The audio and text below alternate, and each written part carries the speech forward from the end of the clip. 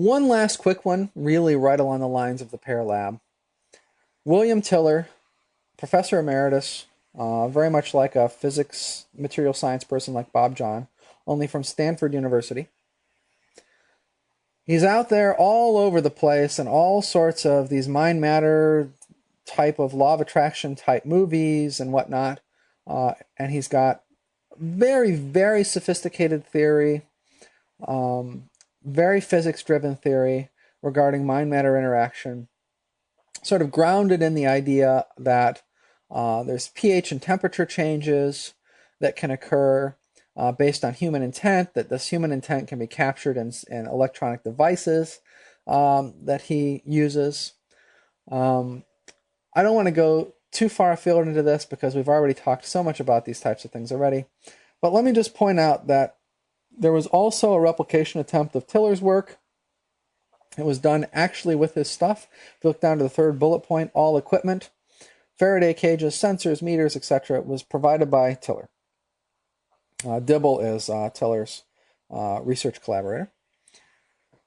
So basically, identical stuff, just a different location and an experiment not done by William Tiller or Dibble, right? Well, what was the replication attempt? Abstract, what does it tell us? Researchers have offered preliminary evidence that human interaction can be captured in a simple electronic device or intention-imprinted electronic device. This device is purported to influence the pH of water and create periodic oscillations. Present experiment attempts to replicate these results in collaboration with the original experimenters in a laboratory setting. Replication attempt failed. So again, you have a situation where this is not proven science.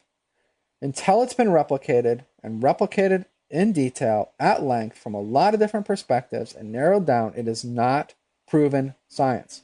So as a researcher, I can go out there and I can advocate my own work. And I can say, listen, I think this is true. And that's what William Tiller does. And he is fully within his rights as a researcher to do that, to popularize his work, to talk about his work as extensively as he wishes to detail it in the books, whatever. But I'm telling you from a scientific standpoint, it is not proven work. It is not scientifically proven work until it is replicated. And his work has not been replicated. So this is another one of those examples. Here's this, scientist. I think he was a former department chair for his department out at Stanford University. Another very prestigious guy like Bob John. He's out there saying, listen, this works, and here's the physics behind why this works. And so he gets a lot of credibility because of that. The problem is that other scientists have not been able to replicate his work. So as far as science is concerned, he's out there pitching a theory that doesn't have a lot of additional evidence besides his own, besides his own work. It's really important because one of the things from a mind-matter interaction that I didn't put on an earlier slide are things like experimenter effects. At Harvard, their longtime psychology department chair specialized and actually saved his PhD and sort of discovered this idea of experimenter effects and just how widely pervasive experimenter effects are in his case, the psychological sciences. Now, William Tiller is a physicist. He's a material sciences guy. He was never trained, and none of these people were, and that's a huge criticism that you see made of the parapsychology community and of people that are experimenters like William Tiller. He was never trained in these types of experimental traps. Now, if you talk to someone like Tiller, they will absolutely swear up and down that, of course, they were trained as outstanding bench scientists, and, what are you talking about? I'm not trained in that. There was an enormously painful period, beginning kind of in the late 50s through the 60s, early 70s, in psychology, that really proved just exactly how susceptible even what appeared to be very well-designed experiments were to experimenter effects. And this can just simply be unconscious experimenter biases. It can be just a huge range of things. We by no means have time to go into that here. Medicine went through it just a little bit before that.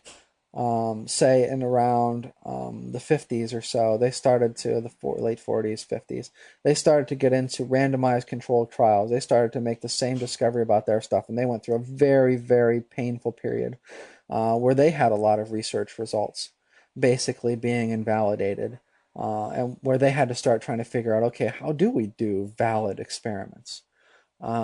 Psychology went through it a little bit later than that, right? But these are ideas that frankly have not made it into biology, chemistry, physics, material science, things like that. In fact, some people have tried to make the case in the academic literature saying, how do you know that you're not getting these same biases that,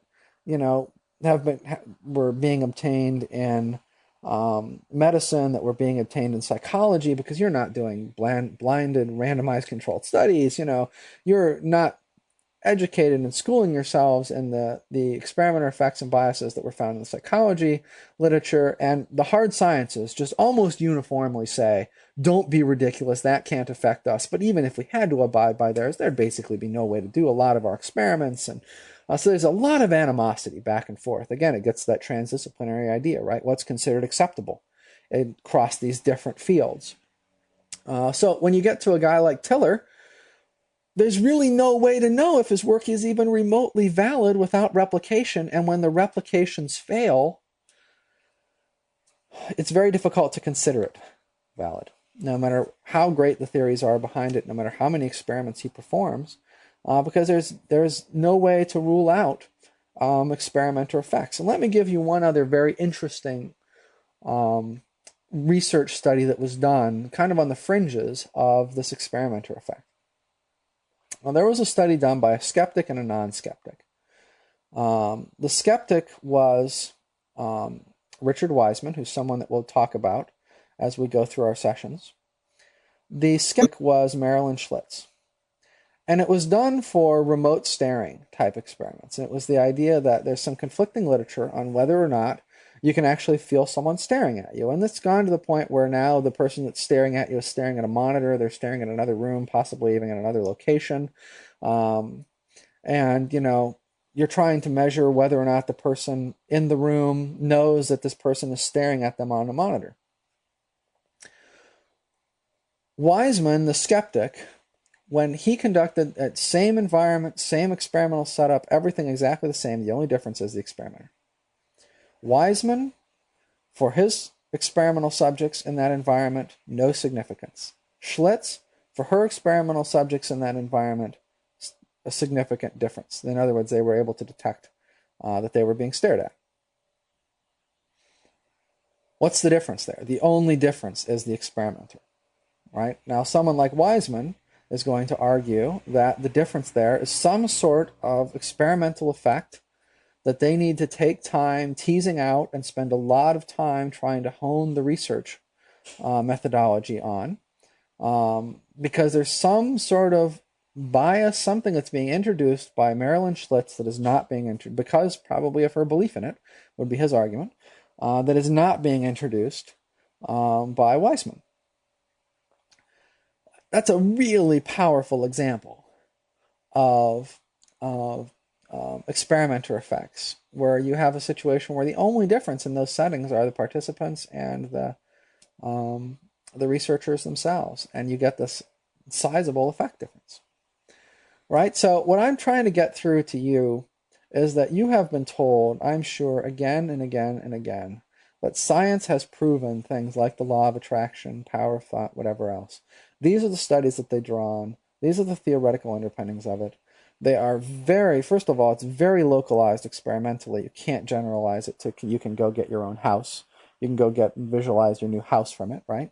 But second, the science is in heavy dispute. It's not replicated. It's not proven by any stretch of the imagination. The theoretical underpinnings of it from a quantum mechanics standpoint are basically, not accepted by any major theorist, et cetera, et cetera, et cetera. So what I really just wanted you to have up to this point is just a little bit of disproving of the things that you've heard, so that we can start with a blank slate.